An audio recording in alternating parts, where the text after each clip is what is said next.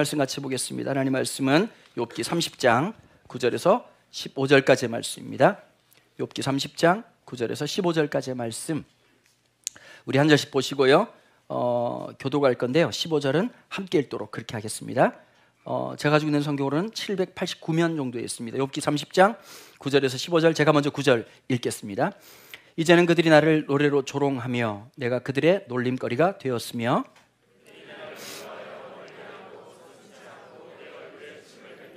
이는 하나님이 내 활시를 늘어지게 하시고 나를 공고하게 하심으로 무리가 내 앞에서 굴레를 벗었음이니라.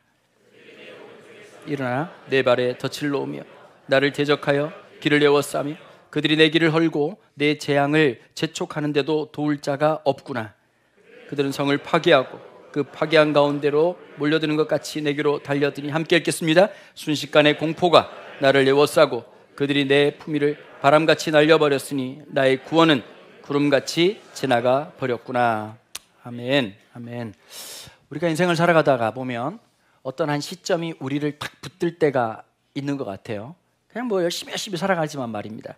근데 제가 이렇게 첫 문장을 이렇게 썼습니다. 설교를 준비하다가, 살아가다 지난 과거가 그리워진다면 고난이라는 시간이 나를 지나고 있다는 것을 뜻한다. 만약에 이상하게 오늘이나 내일을 바라보고 있는 지점이 아니라 지난 과거가 사무치게 그리워지거나 과거의 시간이 너무 후회가 되고 있다면 이게 우리 인생의 고난이 지나가고 있다는, 저는 또 다른 뜻이라고, 표현이라고 생각한다는 것이죠. 여러분, 욥은 어쩌면 이 과거와 현재와 미래라고 하는 이 시간 속에서 어떻게 살아가야 될지를 우리에게 도전하고 있다는 생각이 들어요. 시간으로 보면요, 29장은 과거에 대한 회상, 그리고 30장은 이 너무나도 고통스러운 현실에 대한 탄식과 울부짖음, 31장에서는 그럼에도 하나님이 함께할 것에 대한 소망과 염원을 깊이 담고 있는 것이 29장, 30장, 31장이거든요. 29장 1절 2절 말씀 같이 한번 읽어보실까요? 1절 2절 같이 읽겠습니다. 욥이 풍자에 이르되 나는 지난 세월과 하나님이 나를 보하던 때가 다시 오기를 원하노라. 아멘. 욥이 갈망하는 것은 어쩌면 사라진 재산이나 명예가 아니었습니다. 욥의 갈망은 하나님이 나와 함께 하는 것이었습니다.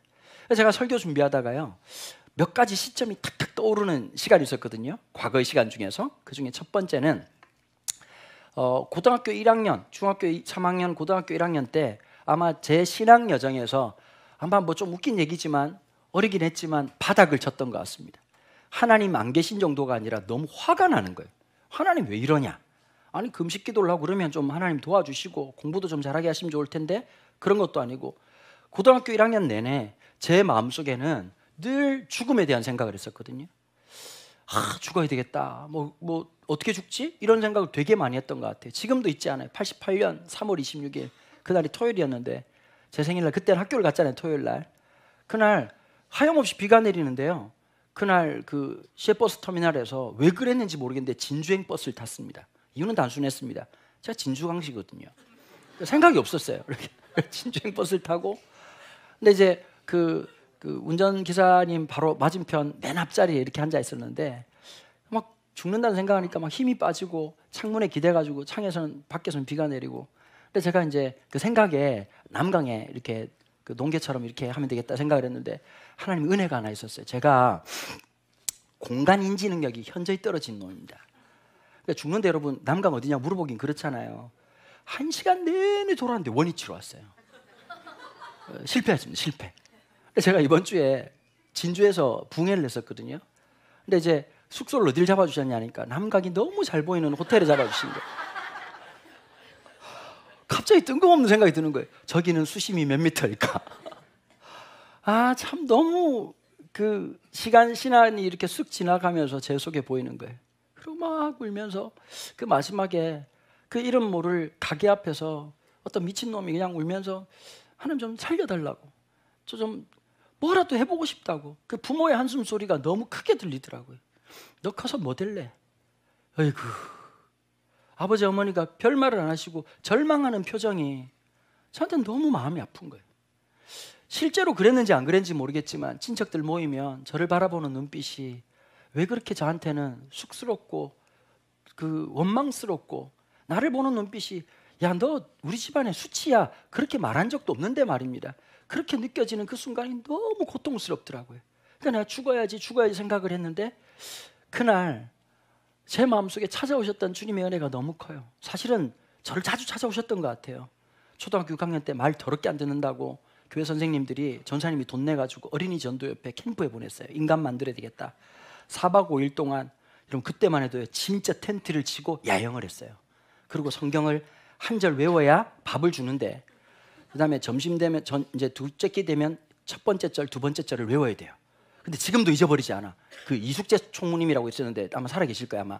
그분이 얼마나 무섭든지 조금만 버벅대면 안 돼! 그러고 막 가! 이러면 이제 뭐 이러면서 또 그때는 왜 그런지 모르겠어. 잠깐. 근데요 거기 전국에 이렇게 말 더럽게 안 듣는 놈만 다 왔거든요. 그때 제가 느낀 게 있어요. 난 착한 놈이라는 사실 그때 깨달았어요. 아주 그냥 나쁜 놈들이 많더라고. 근데 그날 마지막 밤에 왜 그런지 모르겠지만 막 목사님 설교에 울면서 기도했던 것도 생각이 나고, 아니 중학교 때 틈틈이 또 은혜 받고 그러지 않았겠습니까? 유통기한이 길지 않아서 그렇지.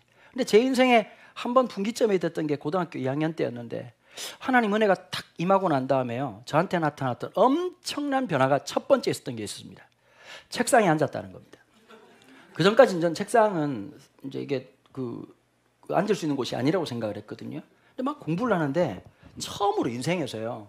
이제 이 말 듣고 또 부모님들 저 오해하시면 안 되는데 애들 가서 그렇게 하시면 안 돼요. 너무 재미가 있는 거예요, 공부라고 하는 게. 근데 제가 그때 이런 기도를 했어요. 고등학교 2학년짜리가 제가 생각해도 너무 멋진 기도. 이렇게 기도했어요. 하나님, 제가 한 문제 더 맞춘다고 인생 뭐 달라지겠습니까? 아까 1부 때는 이렇게 얘기하니까 맨 앞에 있는 분이 이게 있었어요. 아멘보다 100배 진한 정말 에스프레소 같은 느낌이 있었는데 여러분들은 그냥 맥심이네요 보니까. 진짜 한 문제 맞춘다고 내 인생 뭐가 달라지겠습니까? 그런 하나님, 제 인생을 써주십시오. 하나님 혹시 쓸 데가 있다면 어디든지 써주십시오. 그리고 공부를 하는데 막 울면서 공부를 했던 것 같아요. 너무 재미가 있는 거예요, 미친놈처럼. 그리고 그때 기적을 경험했어. 제가 고등학교 1학년 때까지 방학이 되면요 하루에 13시간, 14시간을 잤어요. 근데 그걸 누굴 통해서 봤냐면 우리 아들놈을 통해서 봤거든요. 막 제가 마음이 힘들기도 하고 늘 이렇게 눌려 있었던 전데 왜 그렇게 기쁜지 감당이 안 되고 하루 3시간 자도 피곤하지가 않은 거예요. 그러면 혼자 공부하고 밤 11시까지 혼자 공부하고 있으면 너무 감사했다가 또 점심시간 땐 전도하고 그 미친놈 그 자체로 산 거예요. 그리고 끝나고 나면 걸어서 교회 가가지고 기도해야 하는 거예요. 하루도 안 빠지고 12시에 기도해야 하면서 기도하면 진짜 하나님이 저를 꼭 안아주시는 그 느낌. 그 하나도 그래서 제가 그때 아버지한테 이런 얘기를 했어요. 아버지, 이상해요. 제가 이유를 모르겠는데 너무 기뻐요. 이유를 모르겠는데 이 감당이 안 돼. 이 기쁨과 즐거움이, 이 에너지가. 그랬더니 저희 아버지가 딱 그 말씀 하시더라고요. 너무 환한 미소로 성령님이 너 가운데 함께 하시는구나. 여러분, 29장이 제 인생에는 그런 시간이었거든요. 늘 29장처럼 살 수는 없어요. 늘 성령 충만했을까요? 그 뜨거움을 받아가지고 고신대학교 신학과를 간 거예요. 그때 아버지가 예언적인 말을 했어요. 네 인생의 30장이 시작될 거다. 그러면서 하신 말씀이 뭐냐면 이런 거였어요. 이제부터 하나님이 너를 새로 뽑으시고 심을 건데 많이 아플 거다. 제가 알아들었을까요? 못 알아들었을까요? 아골골짝 빈들에도 가겠다라고 하는 그 놀라운 정신. 여러분 제일 많이 불렀던 것 같은데 정신 차리고 난 다음에 부르면 안 되는 금지곡이 아골골짝 빈들에는 네가 가옵소서 이렇게 되면서 이제 마음이 점점 그렇게 된 거죠. 여러분 욥기 30장 1절 9절 16절에 보면 이런 말이 있어요. 이제, 그러나 이제. 이 세 번의 말, 그러나 이제. 그 꿈과 같은 시간들, 욥이 바라봤던 건 돈이 회복되고 다른 게 회복되는 것이 아니라 하나님에 대한 소망, 하나님에 대한 믿음, 하나님이 나와 함께 하셨다는 그 소망에 대한 회복에 대한 갈망이 있었거든요.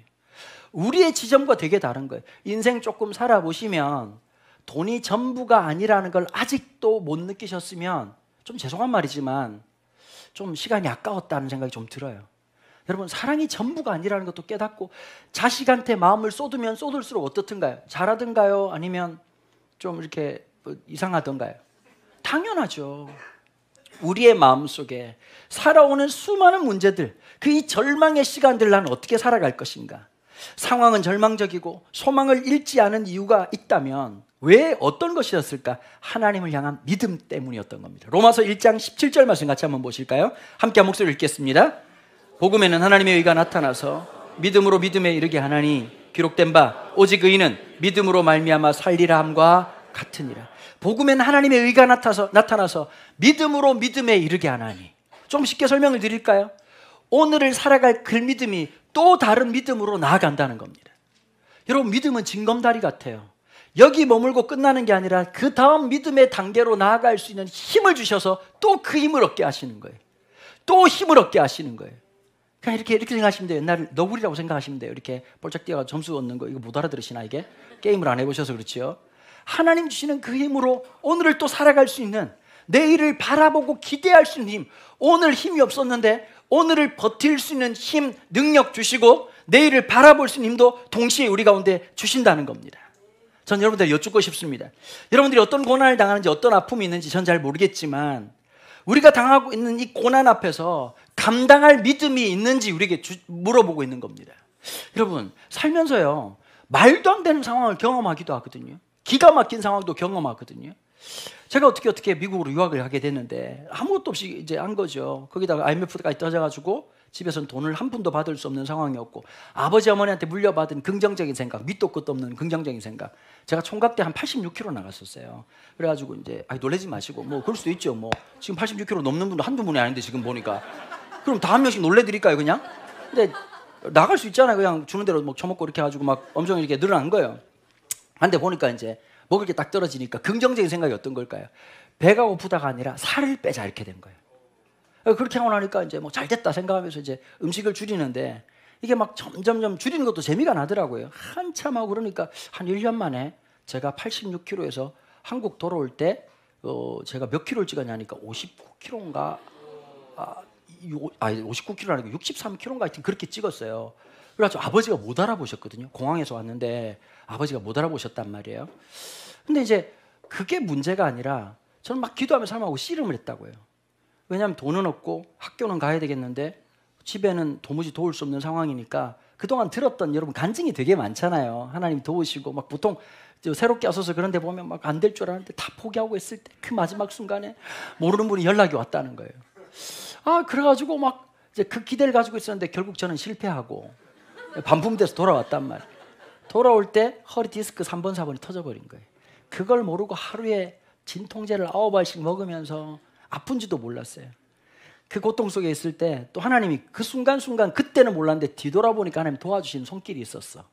그러니까 제가 그때 막 정신이 없어가지고 쓰러져 있었는데 같이 있었던 교회 전사님 한 분이 저를 데려와가지고 병원에 데려다 주셨어요. 근데 저보고 그러더라고요.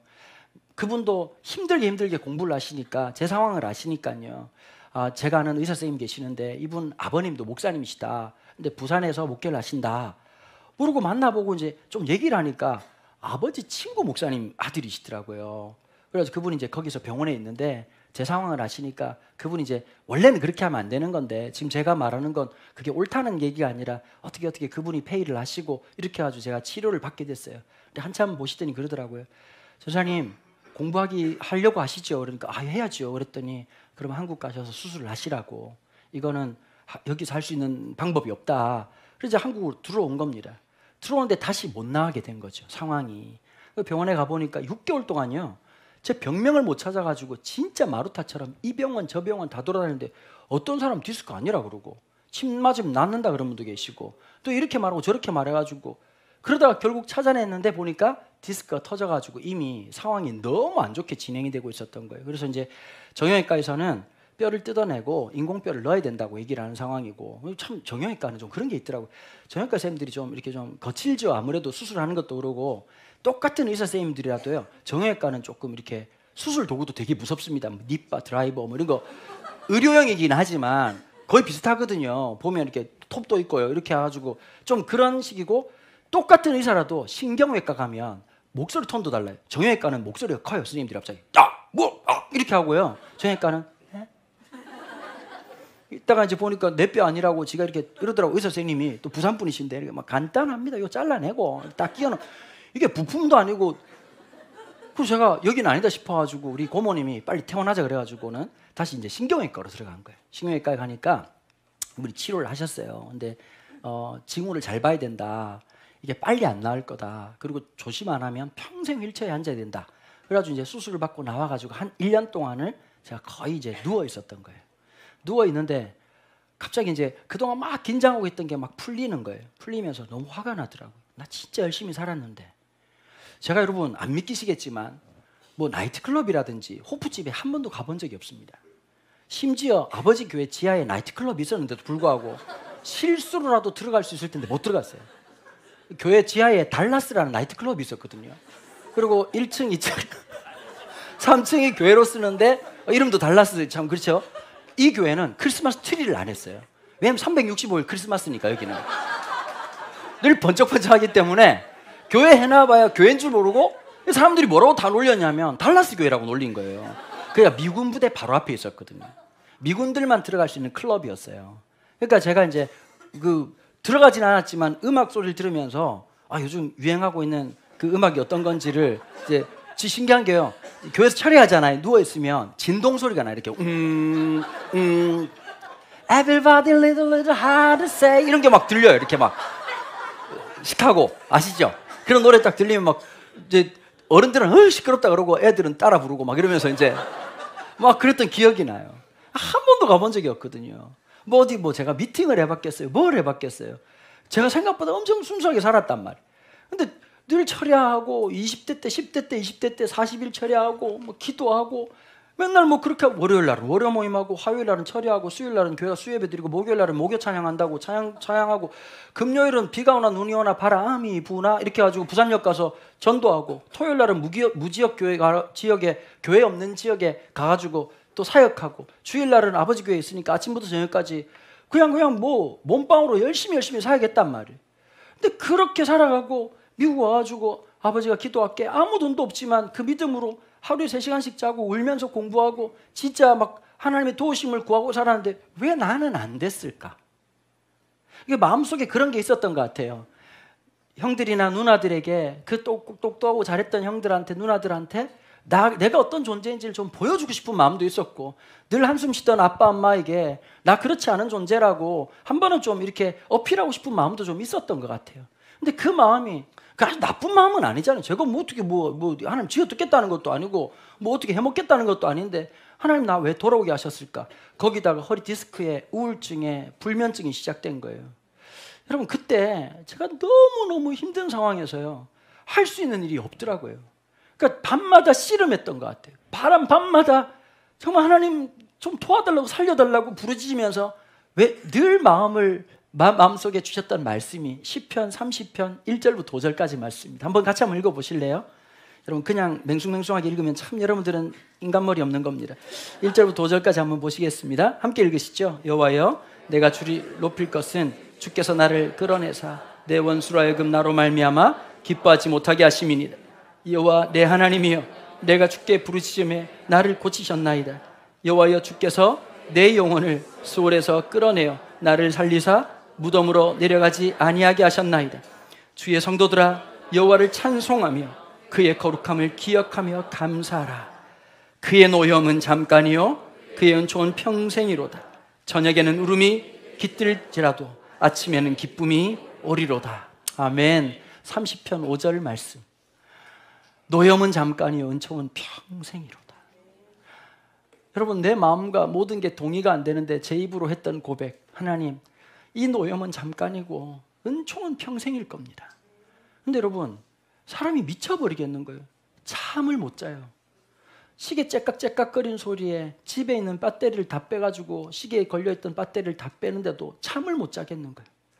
차오는 울음과 그 좌절과 속상한 마음이 파도를 치는데 이거 누구한테도 말 못하겠는 거예요. 왜 그랬는지 모르겠지만 사람들이 바라보는 눈빛이 아이고 그럴 줄 알았다 이놈아 이런 눈빛처럼 느껴지고요. 그 마음이 너무 고통스러우니까 지금도 저희 본가에 가면 제가 총각돼 있었던 방이 있거든요. 그 방에 저만 아는 표식이 하나 있습니다.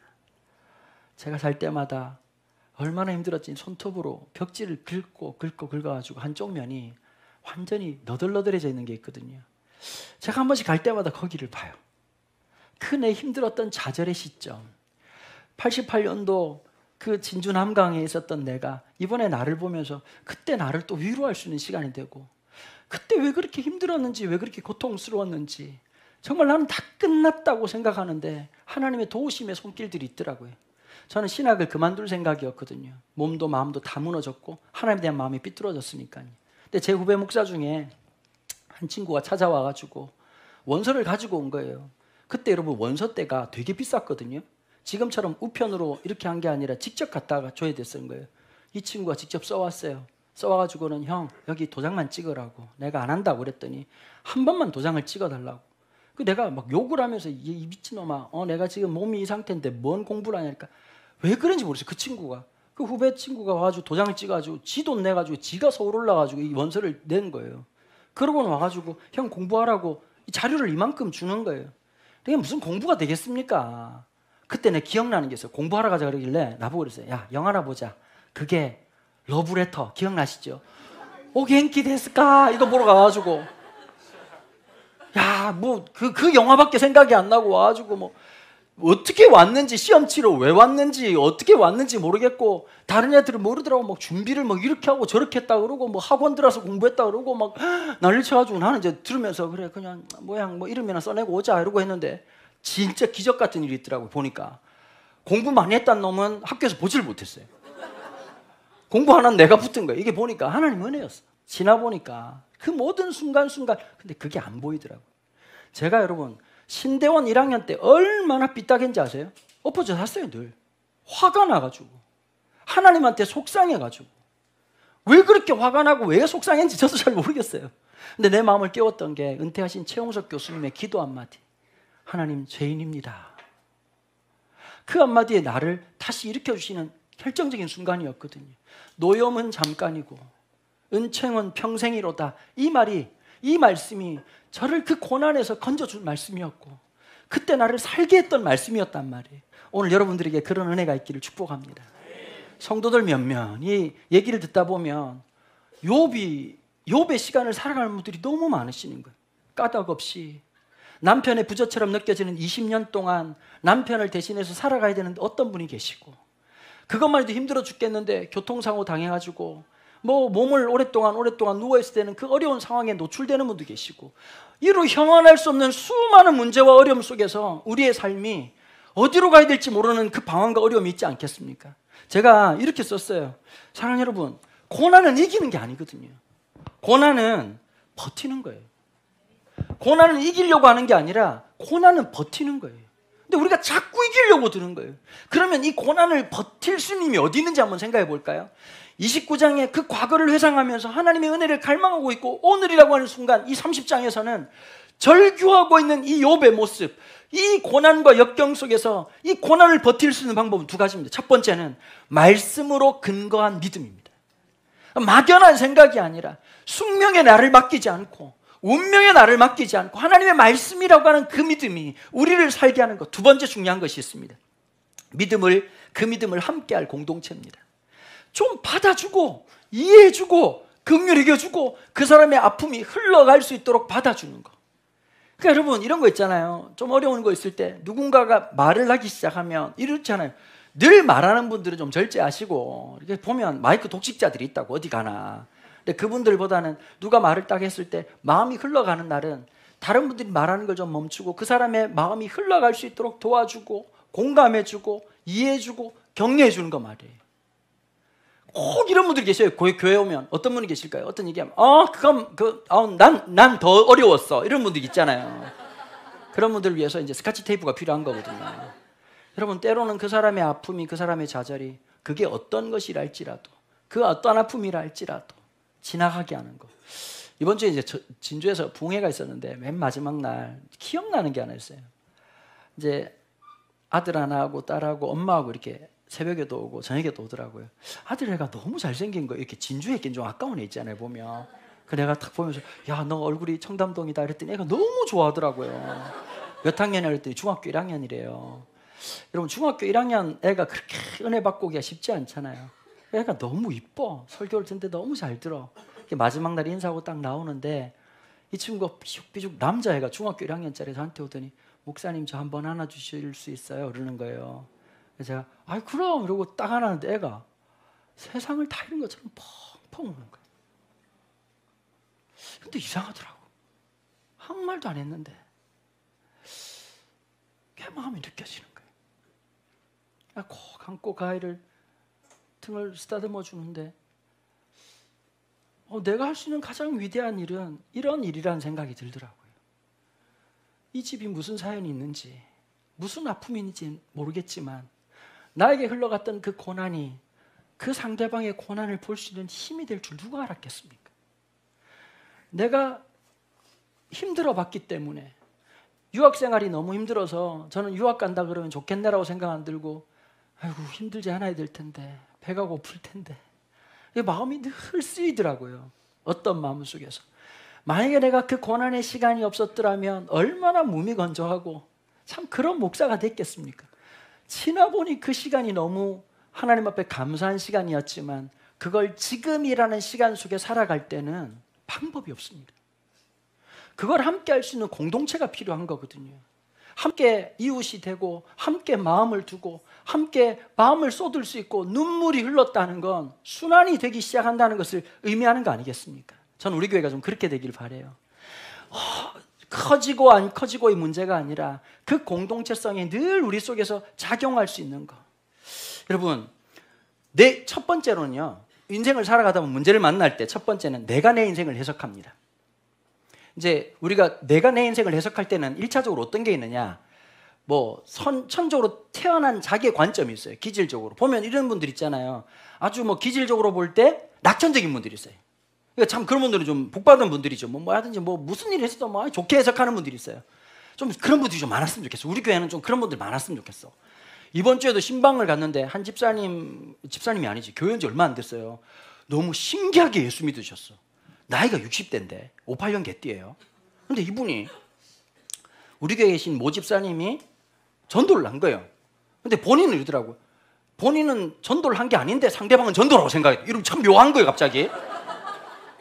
제가 들어보니까, 그러니까 이제 이 전도 당하시려고 하신 분은 이 집사님이 다니는 교회를 오고 싶은데, 우리 교회를 오고 싶은데, 이분은 이렇게 얘기했다는 거예요. 너무 정신이 맑아. 우리 교회 성도님들은 가까운 교회 가라고 얘기를 하는 거예요. 몇 번 가보니까 아니라는 느낌이 들어가지고 네가 다닌 교회 갔으면 안 좋겠냐 그래서 그럼 와자 그랬다는 거예요. 근데 이제 그러니까 이분도 양심이 있어. 내가 전도했다는 생각은 못하고 난 전도를 안 했는데 지가 전도를 당했다고 생각한다는 거예요. 그러고 있다가 이제 이 전도하셨던 집사님 남편이 들어오셔가지고 남편하고 같이 교회를 오게 된 거예요. 그래서 이제 이분이 또 쿨하게 작별 인사를 했어. 나는 이제 널 못 태워준다.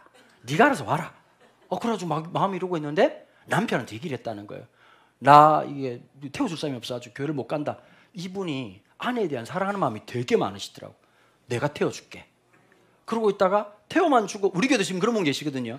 태워주고 지하실에서 지금 게임하고 있는 분이 계시거든요. 지금 두 분 계세요, 두 분. 게임 일취월장에 더 이상 손이 안 보여. 한 번만 올라올 만도 할 텐데 신실하게 안 올라오시는데 이분이 탁 올라오신 거예요. 올라와가지고 오늘부터 예수 믿기로 결정했다 그러시는 거예요. 그러고 탁 보는데 어제 내가 깜짝 놀랐어요. 신방을 갔는데요, 보통 그러지 않잖아요. 띵동하면 들어오세요 그러잖아요. 엘리베이터 앞에서 이 남자분이 기다리고 있는 거예요. 이러고 막 기다리고 있으면서 너무 손꼽아 기다렸다는, 자기 신방이 뭔지를 몰라가지고 어떻게 하는지 물어봤는데 그 집사님도 자기도 모른다고 얘기했다는 거예요. 뭐 어떻게 해야 되니까 자기도 받아본 적이 없어가지고 모른다는 거예요. 하여튼 모르는 거 투성이라. 근데 있으면서 이런 얘기 저런 얘기 하시는데 하나님의 놀라운 은혜가 그 가정에 흐르고 있는 거예요. 근데 그분의 해석이 너무 아름다워. 어릴 때 아버지 어머니가 엄청 싸우셨대요. 엄청 힘든 집에 자라고 막 그러셨는데 그럼에도 불구하고 어릴 때 어떤 생각했느냐, 나는 절대 그러지 말아야지. 어머니가 너무 힘들고 어려운 시간을 살고 지금도 90세가 넘게 계시는데도 불구하고 가장 노릇을 하고, 이분이 학교를요 10년을 다니셨답니다. 대학교를. 아시겠죠? 왜 10년 다녔는지. 그래서 학교에 장학금도 받고 교수님들이 주는 한 푼, 두 푼. 그분이 나중에 회사 다니시면서요 학교에서 받았던 모든 장학금을 학교에 돌려줬대요. 그리고 이번에 은퇴하시면서 학교에 1,000만 원을 기증하셨다는 거예요. 여러분, 참 고난이 아름답게 지나간 사람들이 이렇게 살아요. 상대방의 상실감을 알고 상대방의 마음을 알고. 여러분, 그리스도인으로 빚어지는데 고난이 없다는 건 음식에 소금 넣지 말고 맛을 내라는 거하고 똑같은 거예요. 내 영혼에 소금이 가미되고 있다는 건 어쩌면 그 맛에 화학적 물리적 변화가 일어나는 것이지만 그것 때문에 누군가를 살게 하는 것이거든요. 그 고난과 역경 속에서 여러분, 첫 번째는 내가 내 인생을 해석합니다. 두 번째는 어떻게 되는지 아십니까? 타인이 내 인생을 해석하는 순간이 있습니다. 여기까지만 머물면 끝나는 거거든요. 그 다음 과정으로 가야 되는 거예요. 믿음으로 사는 사람들, 부족하지만 연약하지만 믿음으로 사는 사람들에게는 어떤 일이 있을까요? 하나님께서 내 인생을 끌어안고 계심을 경험하고 고백하는 것. 그 사건이 무엇이든 그 일이 얼마나 억울하냐, 그게 중요한 게 아니라 하나님이 내 인생을 끌어안고 계시다라고 하는 걸 시작하고 경험하고 느끼는 시작부터 관점이 달라지기 시작하는 거예요. 내가 가야 될 길이 명확해져요. 내가 살아가야 될 삶이 분명해지는 거예요. 늘 앉아가지고 이것 때문에 억울하고 저것 때문에 억울하고, 지나간 것은 지나갈 수 있게 해주고 내가 살아가야 될 분명한 지점, 하나님이 내 인생을 끌어안고 있다면, 하나님은 놀라운 분이시잖아요. 물이 변해서 포도주가 되게 하시는 분이시고, 광야라도 하나님께서 길을 내시고 사막이라도 샘을 터치시는 분이시고, 홍해의 미끼를 내시든지 그 위를 걷게 하시든지 하나님 함께 하실 거다. 그러면 나한테 중요한 건 뭐냐? 문제 해결이라고 하는 것이 아니라 하나님이 나를 끌어안고 있다는 이 분명한 믿음이, 내가 뭘 살아가야 될지, 내 삶의 우선순위가 어디에 있어야 될지, 그전까지 살아갔던 내 삶의 우선순위가 내 인생의 실력이고 믿음의 수준이었다면, 어느 날 이 사실이 깨달아지면 내가 있어야 될 곳이 명확해지고 내가 살아가야 될 삶이 분명해지는 축복이 왜 없겠습니까? 여러분, 사실 오늘 제목을요, 제가 좀 충격적으로 지으려고 했어요. 욥 됐네, 이렇게 하려고 그랬거든요. 근데 이제 이게 너무 충격을 많이 받으실 것 같아가지고, 이게 잘못하면 이게 욕 같기도 하고 그래가지고 욥 됐다, 이 말이 참 이중적인 의미잖아요. 이중적인 의미. 왜 이중적인 의미냐? 첫 번째, 아마 이 시대를 살아갔던 사람들한테 야 쟤도 욥 됐다, 이 말이 무슨 말일까요? 저주와 조롱과 비난의 얘기거든. 잘 나가다가 망했다, 아이고 욥 됐네. 근데 여러분, 이 욥 됐다는 말이 이중적인 의미가 어떤 걸까요? 42장이 지나고 난 다음에 엘리바스도 빌닷도 소발도 엘리후도 나중에 얼굴이 하나님이 얘기하시는 그 말씀 앞에 얼마나 낯빛이 어두워졌겠습니까? 욥의 아름다움을 하나님께서 얘기하시고, 그 욥의 마지막 고백, 내가 전에는 귀로만 들었었더니 이제 내가 하나님을 눈으로 보는 것 같습니다 라고 하는 그 고백을 통해서 하나님의 그 놀라운 은혜의 회복, 하나님의 함께 하심이라는 그 기쁨, 하나님이 다시 나에게 말을 걸어오시다니라고 하는 가슴 뛰는 그 순간을 통해서 어떻게 하시는 거죠? 욥이 욥되게 하시는 그 놀라운 순간. 여러분, 욥 됐네라고 하는 말은 저주로 끝나는 말이 아니라 가장 축복의 언어로 빚어가는 거 아니겠습니까? 우리가 너 그럴 줄 알았다, 너 그것밖에 안 되지라고 하는 그 손가락질로 끝나는 게 아니라 욥이 욥 되는 것처럼, 오늘 이 고난이라는 시간을 우리가 함께 지나갈 수 있고 격려받을 수 있고 소망을 얻을 수 있고 함께 나아가는 것, 그것보다 영광스러운 게 어디 있겠습니까? 한 번씩 이런 분들이 계시거든요. 자기 일 가지고 기도 제목 부탁하는 분들이 아니라, 목사님, 우리 교회 성도 중에 제가 아는 분 중에 이런 분들이 계십니다. 목사님 혹시 기도해 주시겠습니까? 여러분, 저한테 보통 이렇게 이렇게 기도해달라고 부탁하는 분들이 그렇게 많지는 않고, 신령이 안 보여서 그런지 모르겠지만 옷 어디서 사냐고 묻는 분들이 훨씬 많고, 그 넥타이는 어디서 구했냐 묻는 분들은 들어있지만 기도해달라는 분들이 잘 없으신데, 요즘은 꽤 많아지신 것 같아 보니까. 저는 참 감사하더라고. 그 어려움과 역경 속에서 할 수 있는 건 같이 울어주고 같이 공감하고, 여러분, 그러면 살아가는 거거든요. 함께 나눌 공동체가 있을 때, 사람이요, 일이 어려워서 절대 안 죽습니다.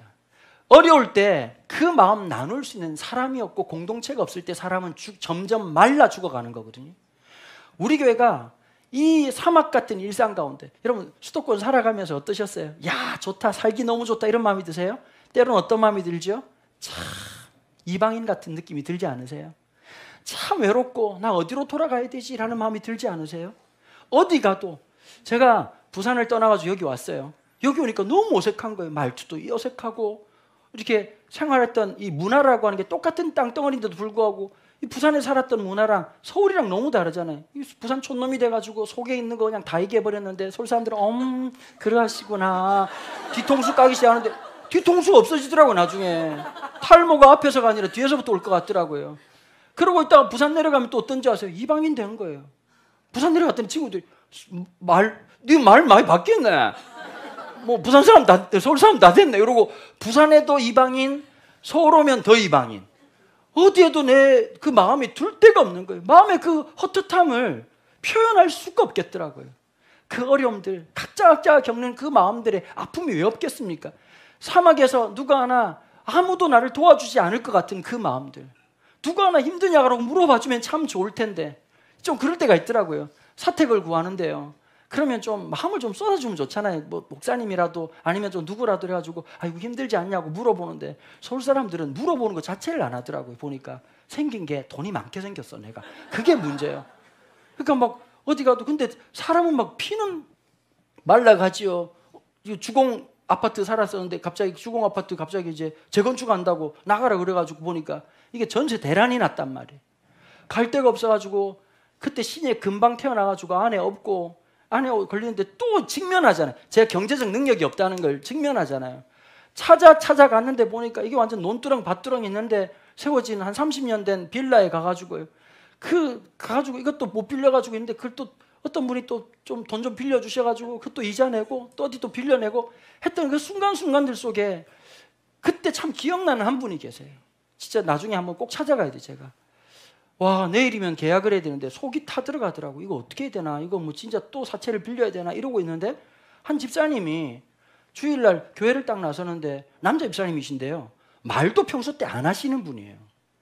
진짜 저하고 뭐 이렇게 대화를 한 것도 아닌데 그 집사님하고 엘리베이터에 딱 마주쳤거든요. 그러더라고요. 저보고 목사님 집은 구하셨습니까?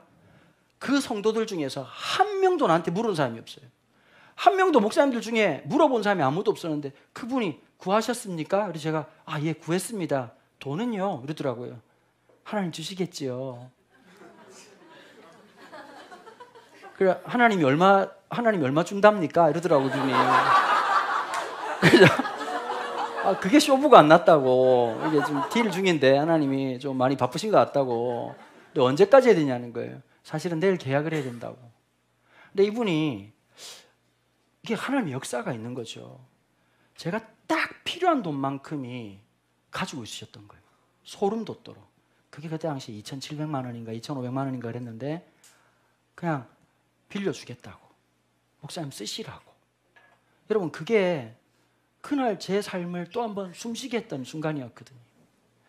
여기까지 오기까지요. 여러분 하나님의 손길이 되고 하나님의 위로가 된 사람들이 있어서 여기까지 온 겁니다. 저나 여러분들이나요. 내 힘으로 산 것 같지만 때로는 어떤 목사님의 말씀 한 절로, 들려지는 찬양 하나로 죽을 것 같은 일상 속에서 또 내 숨구멍을 열어주고 위로해 주시고 격려해서 걸을 수 있는 순간이 있지 않았습니까? 여러분 크리스토퍼 애쉬가 욥기 십자가의 지혜라는 책에 이런 표현을 썼습니다. 구속하는 고난이, 구원하는 고난은 반드시 반드시 필요하기에 욥은 불의한 고난을 견뎌야 했다. 이해할 수 없는, 제가 볼 때는 불의한 고난도 있겠지만 이해할 수 없는 고난을 견뎌야 되는 것, 하나님의 결론을 이르기까지. 여러분 어쩌면 우리는 하나님의 뜻이라는 걸 알고 있지만 고난을 겪을 때가 너무 많거든요. 히브리서 10장 19절에서 25절까지 이런 말씀이 있어요. 그러므로 형제들아 우리가 예수의 피를 힘입어 성소에 들어갈 담력을 얻었나니 그 길은 우리를 위하여 휘장 가운데로 열어놓으신 새로운 살 길이요 휘장은 곧 그의 육체니라. 또 하나님의 집 다스리는 큰 제사장이 계심에 우리가 마음의 뿌림을 받아 악한 양심으로부터 벗어나고 몸은 맑은 물로 씻음을 받았으니 참 마음과 온전한 믿음으로 하나님께 나아가자. 또 약속하신 이는 미쁘시니 우리가 믿는 도리의 소망을 움직이지 말며 굳게 잡고, 함께 읽습니다. 서로 돌아보아 사랑과 선행을 격려하며 모이기를 피하는 어떤 사람들의 습관과 같이 하지 말고 오직 권하여 그날이 가까움을 볼수록 더욱 그리하자. 아멘. 여러분 오늘 우리의 삶에 수많은 사건들이 있죠. 엘리바스와 빌닷과 소발과 엘리후의 삶의 개념 속에서는 어떤 것만 있을까요? 저는 갑자기 이 마음이 딱 들더라고요. 요한복음 8장에 보면 간음하는 현장에 잡혀온 한 여인이 있었습니다. 엘리바스와 빌닷과 소발과 엘리후의 관점을 보면 이 여자에게는 결론은 딱 하나밖에 없습니다. 죽는 겁니다. 죽여야 하나님의 정의가 실현된다고 생각하는 것이 요한복음 8장이었습니다. 예수님께 묻죠. 모세 율법에 의하면 이 여자를 돌로 치라고 하는데 당신은 어떻게 할 것입니까? 예수님이 한마디 하십니다. 죄 없는 자가 돌로 치라. 그리고 예수님께서 땅바닥에 주저앉으시고 글을 썼다라는 유일한 표현이 나옵니다. 모든 사람들이 자기가 죄가 없지 않다는 걸 알았기에 들고 있던 분노의 돌을 다 내려놓았습니다. 그리고 예수님께서 그 여인을 보고 아주 능정스럽게 얘기하시죠. 사람들 다 어디 갔노? 이렇게 물으십니다. 다 떠나갔습니다 라고 얘기를 하죠. 나도 너를 정죄치 아니한다. 이제부터 새로운 삶을 살 수 있게 하는 것. 여러분, 우리의 신앙이 누군가를 죽이는 신앙인지 다시 살게 하는 신앙인지, 누군가를 정죄하는 신앙인지 다시 부활하게 하는 신앙인지. 우리가 욥기를 보면서 하나님의 은혜를 붙잡았던 이 욥, 저항할 수 있었던 이유는 단 하나였습니다. 이 정도 되면 여러분, 욥기 읽다가 그런 마음 안 드세요? 아이고 됐다 그래 네 말 맞다. 아이고 네 똥 굴다 새끼야, 가라. 빨리 가라. 그럴 만도 할 텐데 왜 저항을 했을까요? 내가 신뢰하는 그 하나님은 그런 하나님 아니다. 내 하나님은 이 절망적 상황에서도 나와 함께 하시는 분이시다. 내가 비록 그분을 느끼지 못한다 할지라도 하나님 그런 분이시다. 여러분, 이 믿음이 우리를 살게 하는 겁니다. 이 놀라운 믿음이 저와 여러분들이 있기를 축복합니다. 우리의 믿음은 연약하지만 하나님은 강하십니다. 함께